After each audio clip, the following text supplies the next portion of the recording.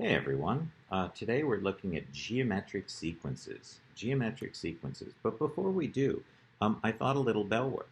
How about I give you a sub 3 equals 7 and a sub 4 equals 10, and you tell me what a sub 10 is and what s sub 10 is if this were an arithmetic sequence. If this were an arithmetic sequence with a sub 3 equals 7 and a sub 4 equal 10, what would a sub 10 be and what would s sub 10 be? So, pause the video, give those a try. Welcome back.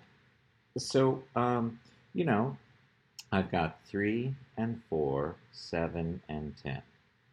And I see that as this goes up by 1, this is going up by 3.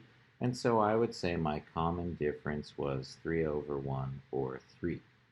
And I don't know a sub 1, but that won't stop me from saying that a sub n equals a sub 1 plus n minus 1 times d.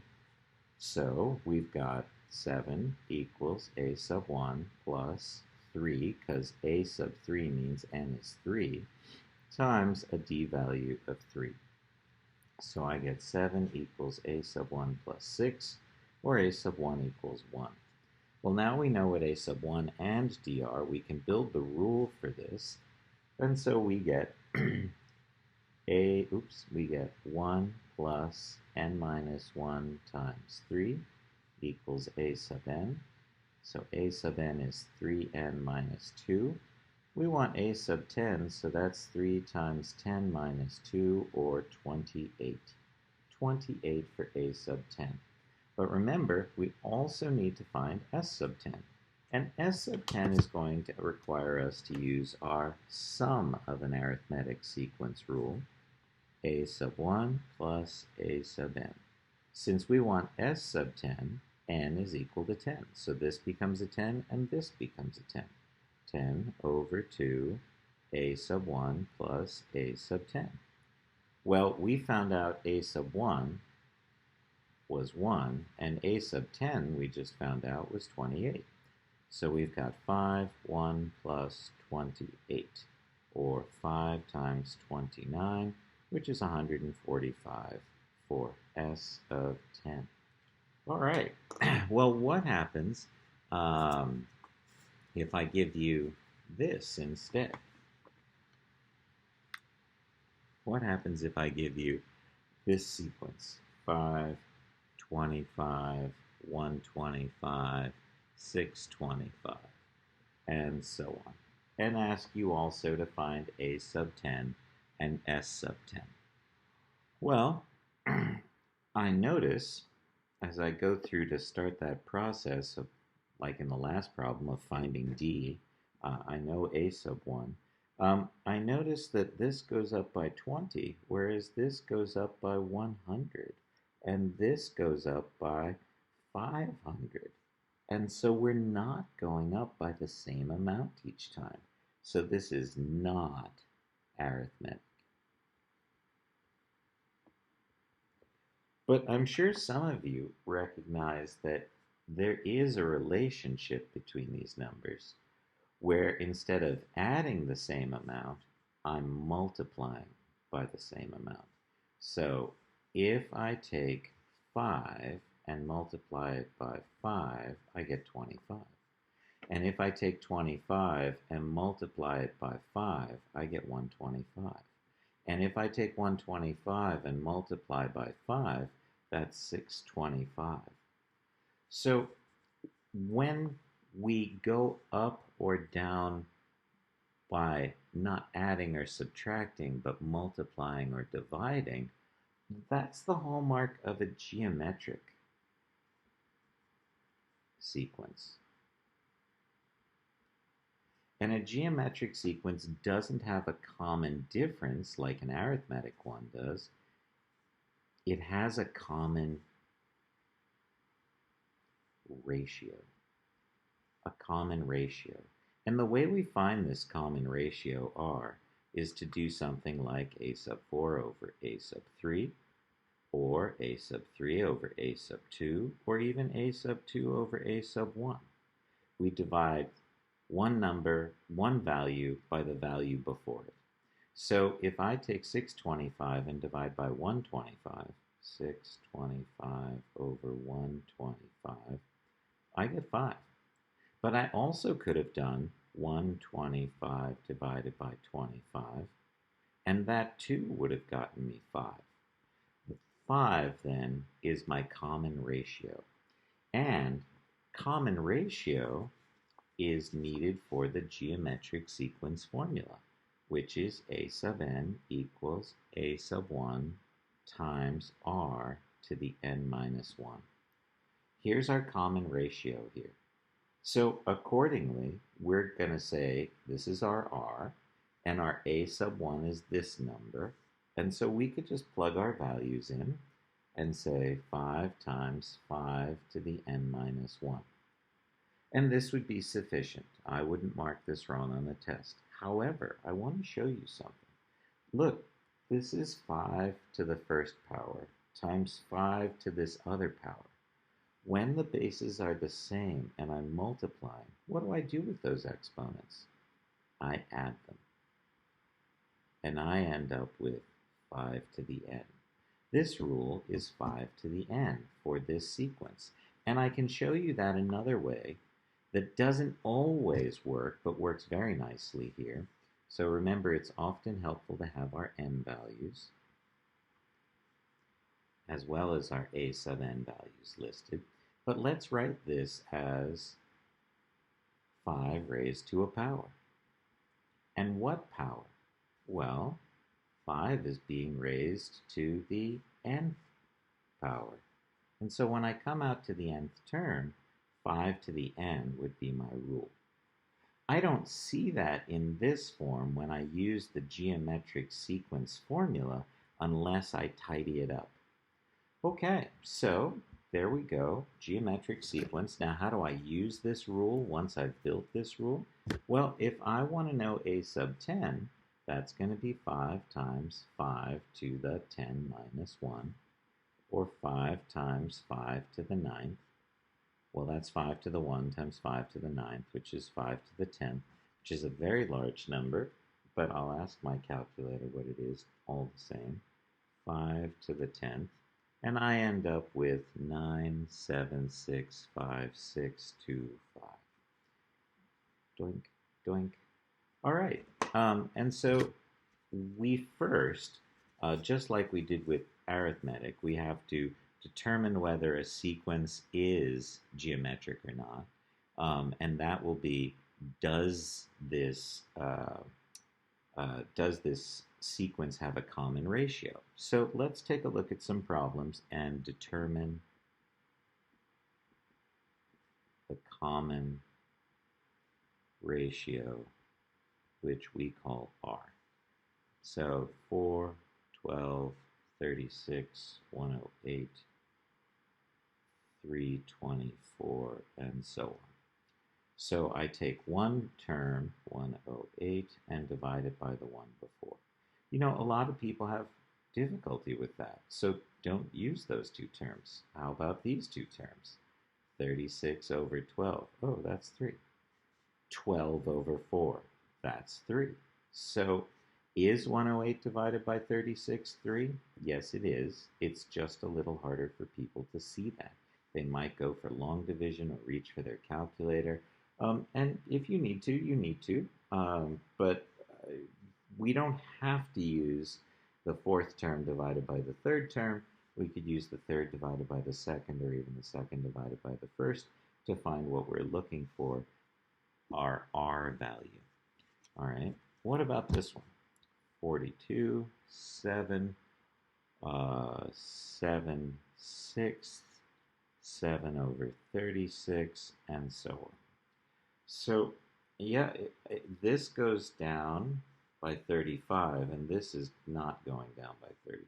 So I know this is not arithmetic. So let's see if there's a common ratio. Let's take this one and divide it by this one. 7 over 6 divided by 7, which is 7 over 6 divided by 7. which is 7 over 6 times 1 over 7, or 1/6. So I get that r should be 1/6. Well, it's only a common ratio if it's not just for this pair, but it also works for this pair or for this pair. So let's try 7 over 42. I can take a 7 out of top and bottom and get 1 over 6 again. So r is 1 over 6 here. Okay. Next, determine is the sequence geometric or not. Is the sequence geometric? So we've got 5, 15, 45, 135. Dot, dot, dot. Okay, well, what do you think? If this were a geometric sequence, then I know that a sub 2 divided by a sub 1 should equal a sub 3 divided by a sub 2. And so I'm going to have 15 divided by 5, or I'm going to have 45 divided by 15, and I get 3. And so yes, this sequence is geometric. What about this one? Is this sequence geometric? 1, negative 1/2, 1/4, negative 1/8. Well, let's try out our strategy. So if I take this and divide it by this, I get negative 1/2. Okay, well, what happens when I take this and divide it by this? 1/4 divided by negative 1/2 is 1/4 times negative 2 over 1. Well, negative 2 over 4 can be reduced to negative 1/2. So I get a common ratio of negative 1/2. If I were going to write our rule for this, a sub n equals a sub 1 times r to the n minus 1, my a sub 1 would be 1, and my r would be negative 1/2. And so I could write a sub n equals 1 times, parentheses, negative 1/2 to the n minus 1. And because 1 times something is just that thing, we're just going to go a sub n equals negative 1/2 to the n minus 1. This has to be in parentheses. It cannot be written like this because we won't always generate the correct answers unless that negative sign is included in what's being raised to the power. Okay? All right, so what's next? Oh, how about this one? 1/8, 1/4, 3/8, 1/2. Okay, is this sequence geometric? Well, why don't you give it a try?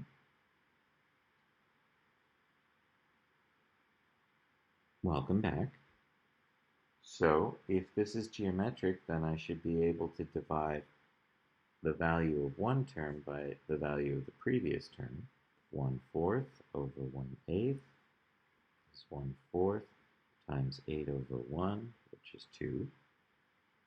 And that should equal to this ratio. 3/8 over 1/4 is 3/8 times 4 over 1 is 3/2. These are not the same, so this is not geometric. Not geometric, okay? It is, in fact, arithmetic. If you make a common denominator here, 1/8, 2/8, 3/8, 4/8. And we can see that our d value is 1/8. We're going up by 1/8 each time. All right, next. Write the first 4 terms in the geometric sequence. Okay, let's take a look. We're given a sub 1 equals 2 and r equals 3. So there's 2 ways that students generally do this.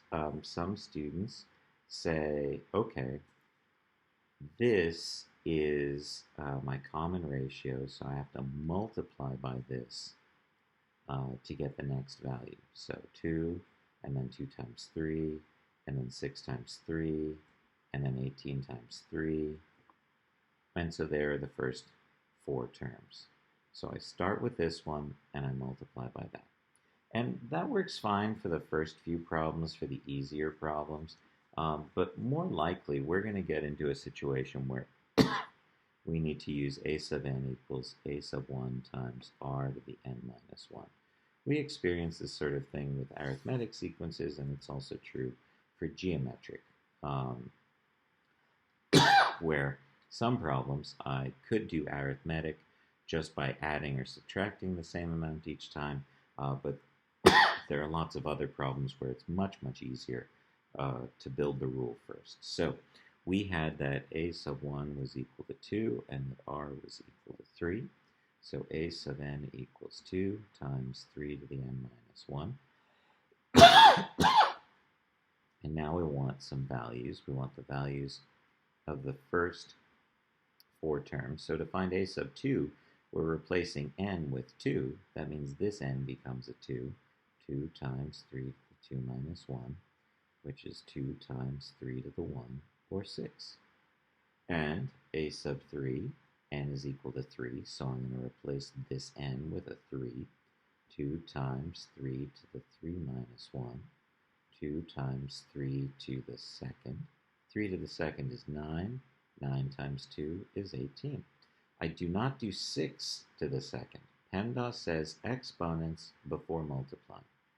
And then finally, a sub 4, our n value is 4, so I'm going to plug a 4 in there and get 2 times 3 to the 4 minus 1, which is 2 times 3 to the third. 3 to the third is 27, and 27 times 2 is 54. That's certainly more laborious, more work than just starting with 2 and then multiplying by 3, multiplying by 3, multiplying by 3. But like I said, as the problems get more complex, we'll want to have this tool. Okay, here's one for you to practice. A sub 1 equals 6 and r equals 1/2. Please find the first 4 terms in this geometric sequence. Pause the video now and give it a try. Okay, welcome back. So, if I build the rule, I'm going to have a sub n equals 6 times 1/2 to the n minus 1. We already know a sub 1 is 6. What about a sub 2? Well, a sub 2 is going to be 6 times 1/2 to the 2 minus 1, which is 6 times 1/2 to the 1, or 3. And a sub 3, 6 times 1/2 to the 3 minus 1, which is 6 times 1/2 squared. Now be careful. 1/2 squared is not 1.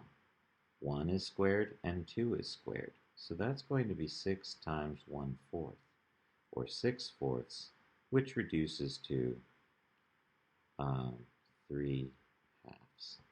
And then finally, a sub 4, 6 times 1/2 to the 4 minus 1, which is 6 times 1/2 to the third, which is 6 times 1/8, or 3/4. So there are the first 4 terms. Of course, you could always use that shortcut approach and say, okay, I'm going to start with this, and then I'm going to multiply by that. So 6 times 1/2 is 3.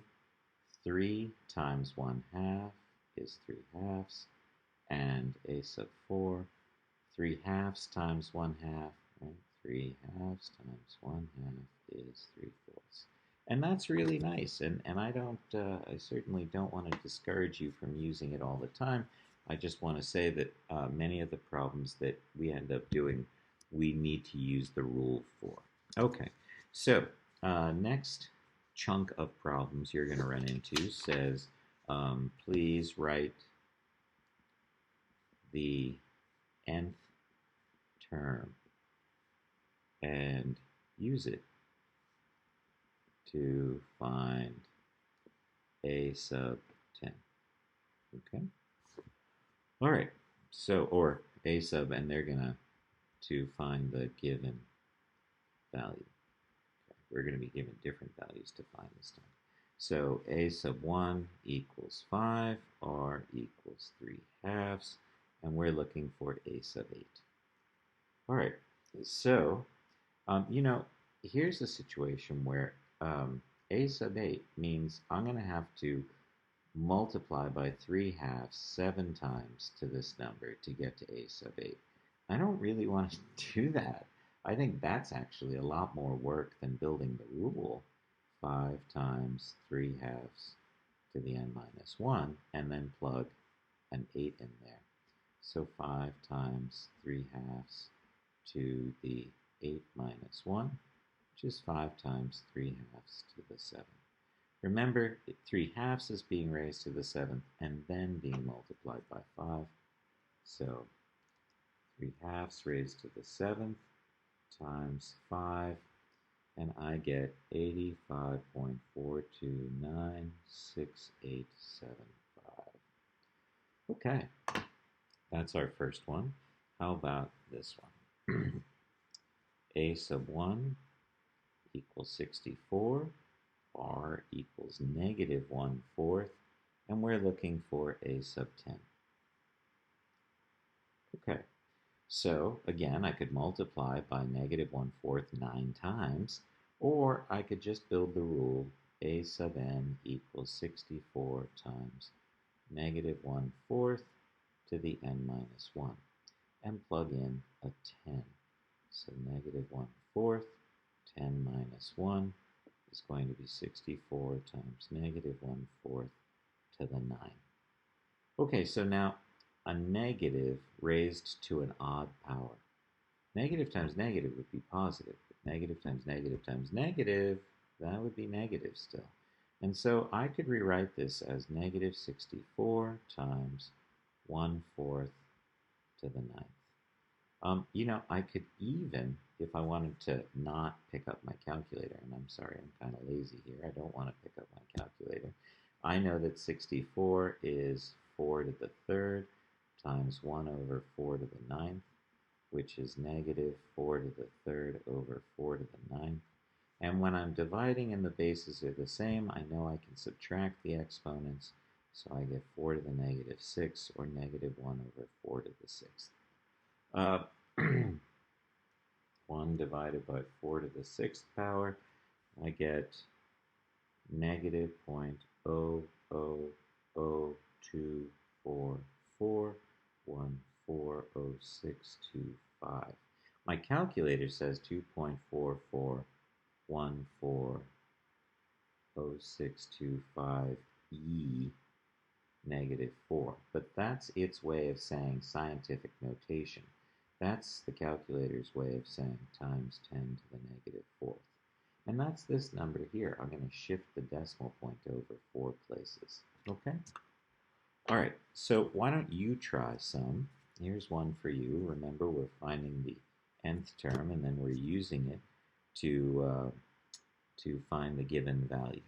Okay, so how about a sub 1 equals 1 and r equals root 3, and I'm looking for a sub 8.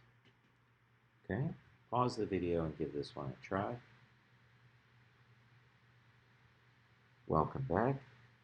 So I'm going to build the rule. A sub n equals a sub 1 times r to the n minus 1. And I'm going to plug in my 8 minus 1. And I'm going to have root 3 to the 7th power. Now remember, root 3 is the same as 3 to the 1/2 power. And so this is 3 to the 7 halves. If I want a calculator approximation of that, 3 raised to the power of 7 halves, I get 46.765371.8. Okay, I think we're past the point where, and this, when I was in high school, They would have expected us to do this, root 7, oops, sorry, root 3 7 times. 3, 3, 3, 3, 3, 3. Okay, and so there's our square root of 3 to the 7th. And we take out a 3, and we take out a 3, and we take out a 3, and so we've taken out 3's, and we have 1 3 left over. And so we get 27 root 3. That's the actual answer, and there's our decimal approximation of it. All right. I hope that went well for you. How about this one? A sub 2 equals 3. A sub 5 equals 3 over 64. Find A sub 1. Now, some people do this with guess and check, but I'm going to use our general form model. A sub n equals A sub 1 times r to the n minus 1. And I know that some of you are saying, well, Mr. Googley, you don't know A sub 1. That's what you're trying to find. And you don't know r. I agree. But that's not going to stop me from plugging in n and A sub n. So I'm going to have 3 equals A sub 1, r to the 2 minus 1 is 1. And then I'm going to do it again, because I've got two unknowns here. I'm going to do it again, and I'm going to say 3 over 64 equals A sub 1 times r to the 5 minus 1, which is 4.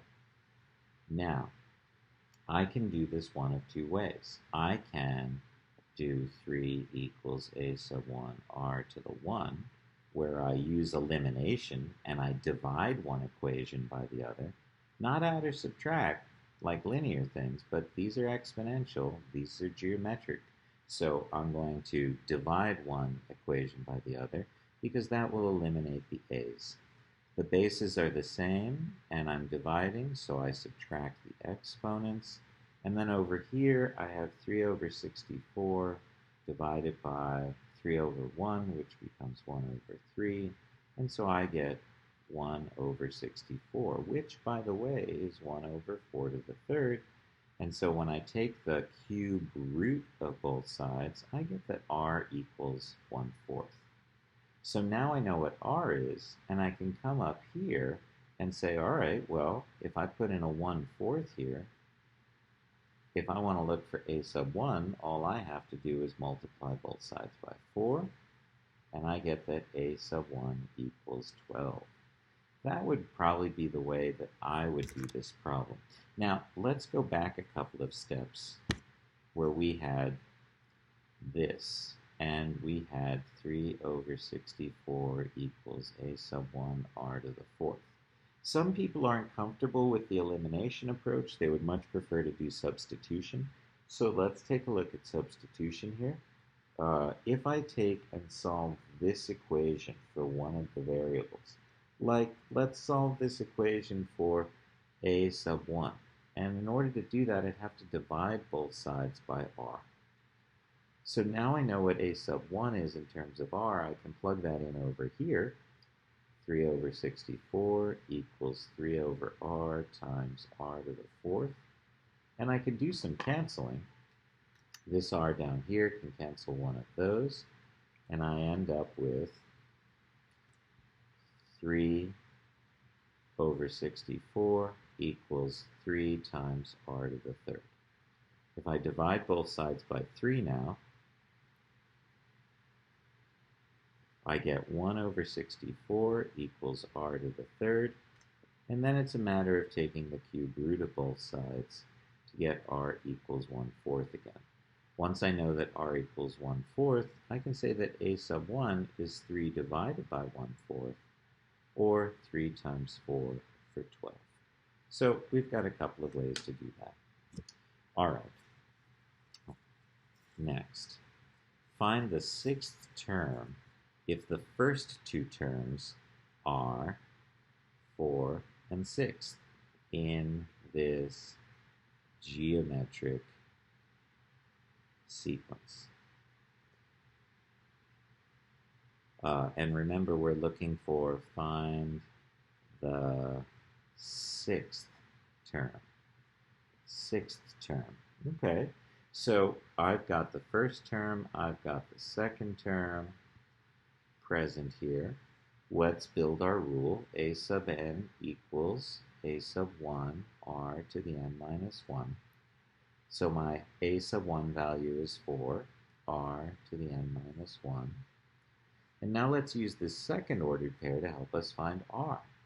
So 6 equals 4 times r to the 2 minus 1, which is 6 equals 4 times r to the first. If I divide both sides by 4, I get 6 over 4, or 3/2 equal to r. So now I could build this rule, a sub n equals 4 times 3/2 to the n minus 1.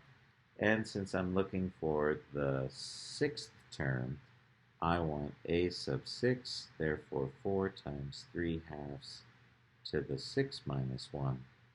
That's going to be 4 times 3/2 to the 5th. Okay, so 3 to the 5th is 243, and 2 to the 5th is 32. I can do some canceling here, and I get 243 over 8. You certainly could have found r by just taking, since they tell us that this is geometric, we could just start by taking a sub 2 and dividing it by a sub 1. A sub 2 over a sub 1, 6 over 4, or 3/2. So I didn't necessarily have to build the rule to find r. I could have found r this other way, but I would have wanted to build the rule so I could plug that 6 in for the sixth term to find its value. All right, well, why don't you try this one? So find the seventh term in the geometric sequence that starts 2 comma negative root 2, and so on. Okay, give it a try, come back, check your answer with me. Welcome back. So, I have a sub n equals 2 times r to the n minus 1. And I know the value of the second term is negative root 2 over 2. So, I'm sorry, negative root 2, 2 times r to the 2 minus 1. And that's going to be negative root 2 equals 2 times r to the first, or r. If I divide both sides by 2, I get r equals negative root 2 over 2. And so then my rule is 2 times negative root 2 over 2 to the n minus 1. No, I cannot cancel these because this has to get this exponent before it gets multiplied by 2. So watch out for something like that. Now we're looking for a sub 7, so we're going to plug a 7 in up here. A sub 7 equals 2 times negative root 2 over 2 to the 7 minus 1. That's 2 times negative root 2 over 2 to the 6th. All right, well, what do we have? On the bottom, we're going to have 2 to the 6th, which is 64. And on the top, we're going to have negative root 2 to the 6th. Well, that's the same as negative 2 to the 1/2 to the 6th, which is negative 2 to the 3rd, or negative 8. So let's give me a little more room over here. We've got 2 times negative 8 over 64. That's negative 16 over 64, which is negative 1/4 equals a sub 7. Over here where you had to do root 2 to the 6th, you could do that old school. 2 times 2 times 2 times 2 times 2 times 2, and you could take out the 2, and you could take out the 2, and you could take out the 2. And there'd be nothing left under the radical, so you'd get rid of it, and you'd just have 2 times 2 times 2, or 8. And that's where that 8 is coming from. Now, this negative, oh, this negative is being raised to an even power. Silly Mr. Koopa. This negative is gone also.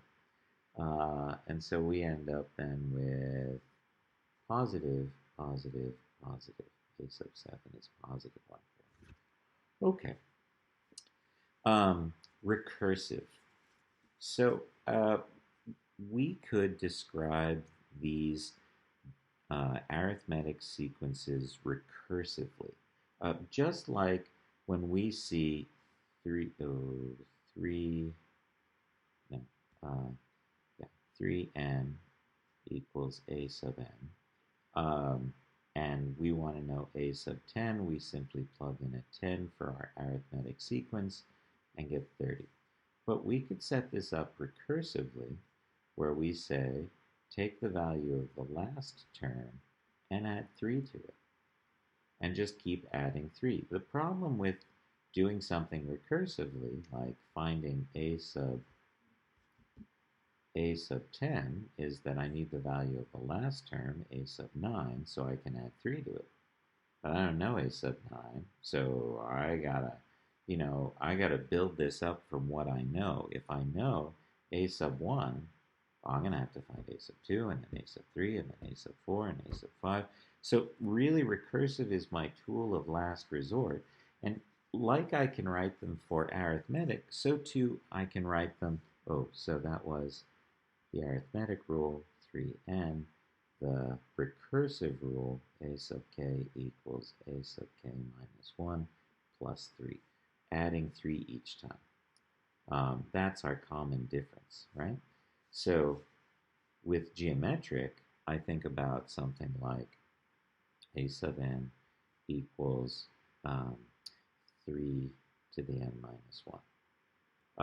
And then I say, okay, I want a sub 10, no problem.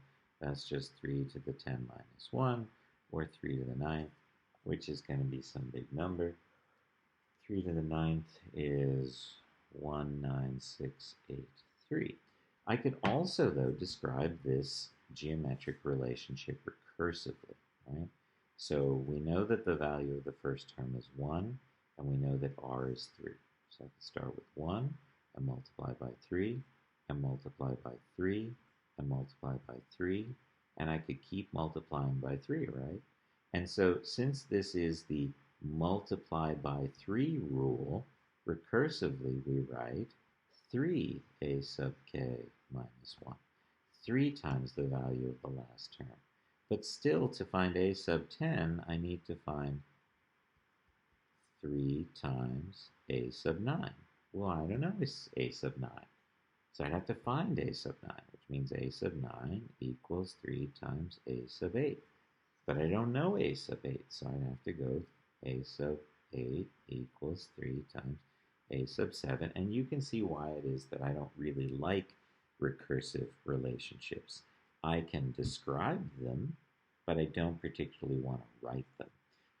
So here, for example, our book gives us a sub 1 equals 81, and a sub k equals 1/2 a sub k minus 1.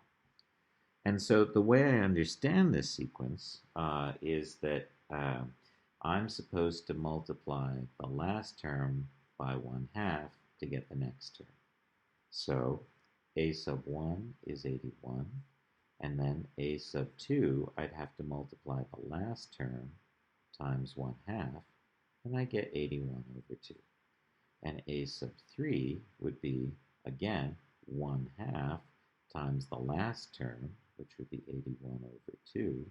So now I have 81 over 4.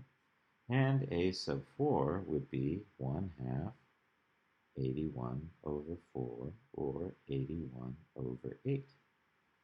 We could certainly write this out using our regular geometric sequence formula. We have an a sub 1, and we know that this is our r value. So a sub n equals 81 times 1/2 to the n minus 1. And then plug in these values. But I believe that our book wanted us to actually go through this recursive experience. So hey, why don't you try one too? a sub 1 equals 7, and a sub k equals 2a sub k minus 1. Find the first four terms in this sequence. Okay, welcome back. Did you have 7, and then 7 times 2 is 14, and then 14 times 2 is 28, and then 28 times 2 is 56? Those would be the first four terms in our sequence. All right, the last type of problems I want to look at with you in this video are ones where we touched on briefly before, where we're not given a sub 1. I'm told that this is geometric. I know a sub 4 is 24, a sub 7 is 192, and I'm looking for a sub 10. Okay, I'm looking for the value of the 10th term in this geometric sequence. So let's take a look and see if we can find that. So I'm going to plug into a sub n equals a sub 1 times r to the n minus 1. And that's going to give me 192 equals a sub 1 r to the 7 minus 1.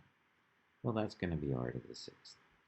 And then I can plug in 24 equals a sub 1 times r to the 4 minus 1, which is r to the 3rd. Again, I like solving these systems with elimination, where I divide one equation by the other, because these will cancel. And then when the bases are the same and I'm dividing, then I subtract those exponents. And what about over here? 192 divided by 24, I get 8. 8. So r to the 3rd equals 8. We take the cube root of both sides, so r equals 2 times 2 times 2, r equals 2. So I've got my r value now. I don't know a sub 1 yet. So I know that 24 equals a sub 1 times r to the 3rd. Well, I know r to the 3rd is 8. So 24 equals a sub 1 times 2 to the 3rd. So that's 24 equals a sub 1 times 8. If I divide both sides by 8, I get that a sub 1 equals 3. So then we could build the rule here, and we could say a sub n equals 3 times 2 to the n minus 1. And since we're looking for a sub 10, it's just going to be 3 times 2 to the 10 minus 1. 10 minus 1 is 9, so we want 3 times 2 to the 9th. 2 to the 9th is 512. We want 3 times 512, and so that's 1536 for a sub 10. Why don't you try this one, and then we'll call it a day. A sub 3 equals negative 2 over 25. A sub 5 equals negative 2 over 625. And I'm looking for a sub 10 again. Okay. Pause the video, give this one a try. Some students like to guess at R. I used to be one of those students, and I found that I guessed wrong about a third of the time. And so I find it's worth my time at this point in life just to actually write out the formulas and do the work. So negative 2 over 625 equals a sub 1 r to the 5 minus 1 is 4, and negative 2 over 25 equals a sub 1 times r to the 3 minus 1, which is r squared. Okay, I'm going to do elimination here. So I'm going to divide. These will cancel. I'll get r squared equals, and then negative 2 over 625 divided by negative 2 over 25. When I do the flip and multiply, it looks like this, and I get 1 over 25. So r squared is 1 over 25, which means r is 1 over 5. So I've got an r value, but I still need to find a sub 1. So let's plug that r value back in to help us find a sub 1. Negative 2 over 25 equals a sub 1 times 1/5 squared. Well, that's negative 2 over 25 equals a sub 1 times 1 over 25. If I multiply both sides by 25, I get a sub 1 equals negative 2. So now we can build this rule. And we're going to have negative 2 times 1/5 to the n minus 1. And therefore, a sub 10 is going to be negative 2, 1/5 to the 10 minus 1, or negative 2 times 1/5 to the 9th. So my calculator says 5 to the 9th is negative 2 over 1953125. And if you decimalize that divided by, you get 0.000001024. I'd rather write it like that, but you can write it like that. Okay, I hope this was helpful. In the next video, or last, we're going to take a look at geometric sums. The sum of a geometric sequence we'll call a geometric series. Have a great day, everyone.